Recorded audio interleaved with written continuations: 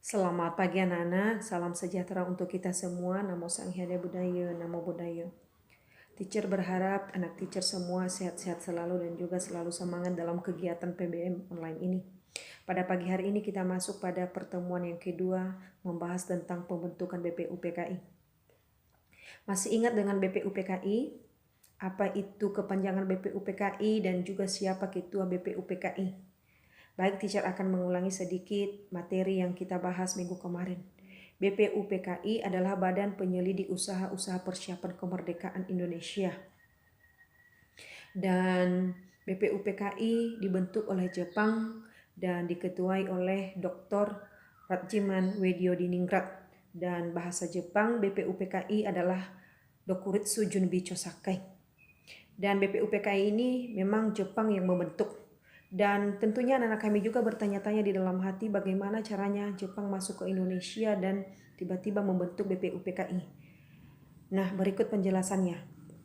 Kronologis Jepang masuk ke Indonesia yaitu pada saat Belanda kalah pada Perang Asia Timur Raya. Jadi pada saat Belanda kalah, dia menyerahkan daerah kekuasaannya kepada Jepang.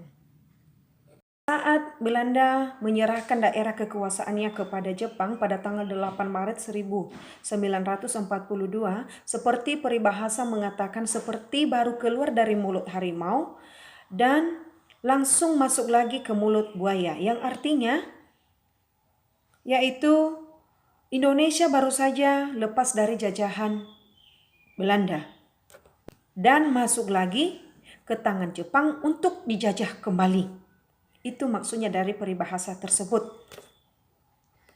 Dan pada saat Jepang masuk ke Indonesia, Jepang membawa semboyannya atau dikenal dengan semboyan 3A. Apa itu semboyan 3A? Yang pertama, semboyannya itu adalah Jepang Pelindung Asia, yang kedua Jepang Pemimpin Asia, dan ketiga Jepang Cahaya Asia.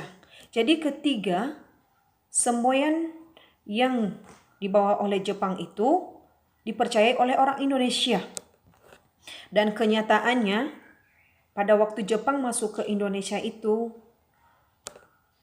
sama saja dengan Belanda waktu Belanda menjajah Indonesia. Malah Jepang lebih buruk memperlakukan bangsa Indonesia atau warga negara Indonesia untuk menjadi menderita. Indonesia pada saat itu sangat mengalami penderitaan yang sangat luar biasa. Salah satunya penderitaan yang diderita oleh Indonesia saat itu yang pertama adalah kerja paksa atau rodi. Dan yang kedua pemerasan. Apa maksudnya itu pemerasan? Orang-orang pribumi di saat itu atau masyarakat pribumi di saat itu, semua harta kekayaannya, semua hartanya, semua barangnya diambil secara paksa oleh tentara Jepang atau pemerintah Jepang. Dan ada satu lagi penderitaan yang dialami oleh bangsa Indonesia di saat itu. Jepang memperlakukan Indonesia dengan perbudakan yang sangat-sangat menderita. Jadi pada saat itu dari ketiga penderitaan yang dialami oleh bangsa Indonesia saat itu, seperti kerja paksa, pemerasan, dan perbudakan, Jepang ini sudah mulai menguasai wilayah Indonesia setelah diserahkan oleh Belanda kepada Jepang pada saat atau pada tanggal 8 Maret 1942. Dan kemenangan Jepang pada saat itu di Asia tidak bertahan lama karena Jepang kembali diserang oleh sekutu. Jadi satu persatu kekuasaan yang diambil oleh Jepang kembali kepada sekutu. Jadi keadaan Jepang pada saat itu sudah mulai terhimpit. Jadi dengan keadaan mendesak dan terhimpit, Jepang memberikan janji kepada Indonesia untuk memberikan kemerdekaan Indonesia. Dan janji itu diberikan pada tanggal 1 Maret 1945. Dan Jepang mengumumkan pada tanggal 1 Maret 1945 yaitu dengan dibentuknya organisasi BPUPKI atau Badan Penyelidik Usaha-Usaha Persiapan Kemerdekaan Indonesia. Dan janji pemerintah Jepang kepada Indonesia akan membentuk BPUPKI maka direalisasikan pada tanggal 29 April 1945. Bersamaan pada waktu itu yaitu tepat hari ulang tahun Kaisar Hirohito. Secara resmi, BPUPKI dilantik oleh pemerintah Jepang dengan anggota berjumlah 69 orang.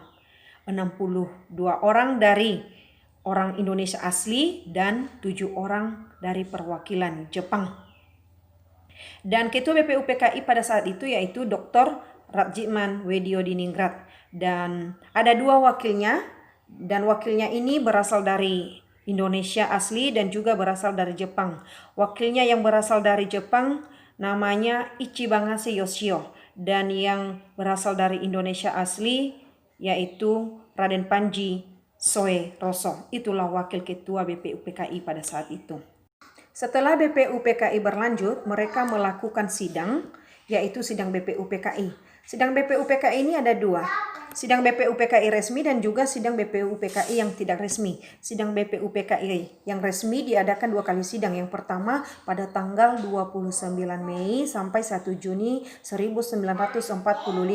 Di sana membahas tentang dasar negara. Dan sidang kedua dilaksanakan pada tanggal 10 Juli sampai 17 Juli 1945, dan di sana membahas tentang rancangan Undang-Undang Dasar tahun 1945.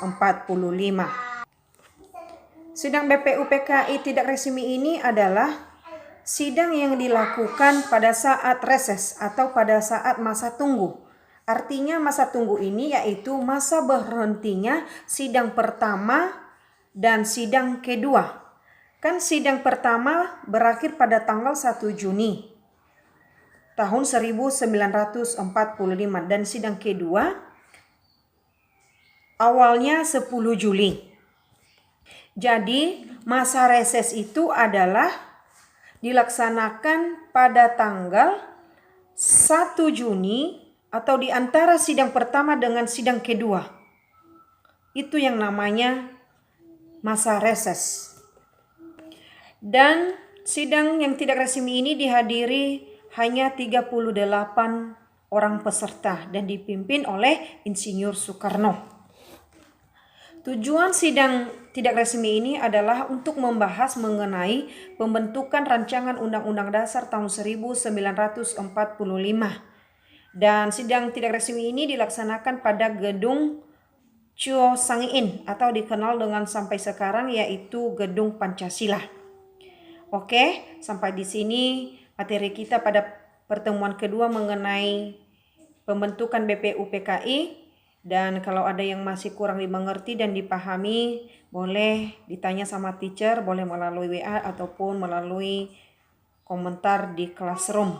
Dan teacher menyampaikan kembali kepada anak didik kami, ada buku paket, selalu dibaca-baca supaya anak-anak kami bisa cepat memahaminya. Dan untuk hari ini pada pertemuan kedua ini ada tugas, nanti saya kirim di classroom. Sekian saja pertemuan kita hari ini. Selamat pagi, Namo Sang Hyang Adi Budaya, Namo Buddhaya.